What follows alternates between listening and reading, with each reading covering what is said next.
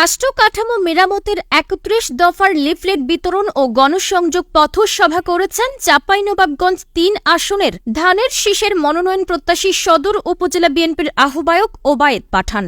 সোমবার বিকেলে সদর উপজেলার শাহজাহানপুর ইউনিয়নের নরেন্দ্রপুর বাজারে লিফলেট বিতরণ ও গণসংযোগ করেছেন তিনি। এই সময় শত শত নেতাকর্মী এবং স্থানীয় সাধারণ মানুষ তার সঙ্গে ছিলেন। বিভিন্ন মহল্লায় সাধারণ মানুষ, দোকানদার, পথচারী, রিকশা চালকদের বিএনপি চেয়ারপারসন খালেদা জিয়ার সালাম পৌঁছে দিয়ে হাতে লিফলেট তুলে দিয়েছেন এবং কুশল বিনিময় করেছেন। পাশাপাশি ধানের শীষ সংবলিত লিফলেটও তুলে দিয়েছেন তিনি। এ সময় বিএনপি নেতা ওবায়েদ পাঠান জানিয়েছেন, শহীদ রাষ্ট্রপতি জিয়াউর রহমানের সুযোগ্য সন্তান ও বিএনপির ভারপ্রাপ্ত চেয়ারম্যান তারেক রহমানের নির্দেশে আমরা ৩১ দফা কর্মসূচির লিফলেট বিতরণ কর্মসূচি অব্যাহত রেখেছি। এই দফাগুলোতে নাগরিক অধিকার নিশ্চিতকরণ ও বৈষম্যহীন রাষ্ট্র পরিচালনার পরিকল্পনার কথা তুলে ধরা হয়েছে। তিনি আরও বলেছেন, আমরা চাই সাধারণ মানুষের কাছে এই বার্তাগুলো পৌঁছে দিতে, যাতে তারা জানতে পারেন বিএনপি ক্ষমতায় গেলে কিভাবে রাষ্ট্র পরিচালনা করবে। এই ৩১ দফা বাস্তবায়ন করতে পারলে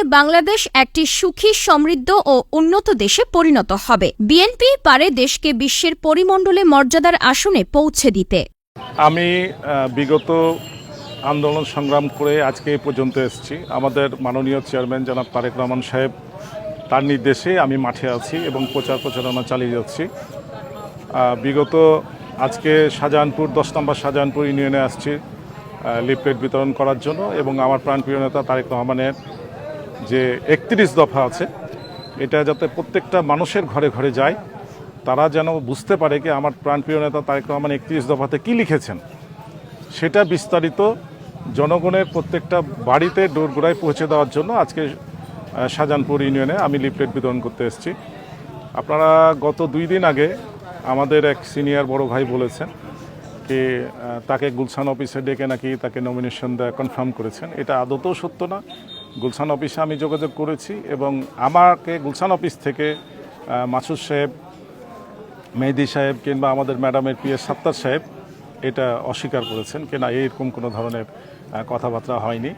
আসলে মাঠে সবাই কাজ করবে, আমাদের প্রাণপ্রিয় নেতা যাকে যোগ্য মনে করবে তাকেই নমিনেশন দেবে ইনশাআল্লাহ। আসসালামু আলাইকুম। আলহামদুলিল্লাহ, আমি যদি আমার প্রাণপ্রিয় নেতা যদি পুরো ফিউচারটা দেখেন, এই 17 বছরে কে মাঠে ছিলেন, কে ছিলেন না, কার নামে এত হামলা মামলা, গুম খুনের শিকার হয়েছেন, যদি এই দিকে একটু ফলো করেন তাহলে আমার চেয়ে যোগ্য ক্যান্ডিডেট একটিও নেই। কারণ যত মামলা হামলা সব তো আমার উপরেই। শাহজাহানপুরের রাস্তা নাই, ঘাটা আছে। আমি আসতে খুব কষ্ট পেলাম। আমি যদি এমপি হই তো সর্বপ্রথম আমি শাহজাহানপুরের রাস্তা করে দেবো বড় করে।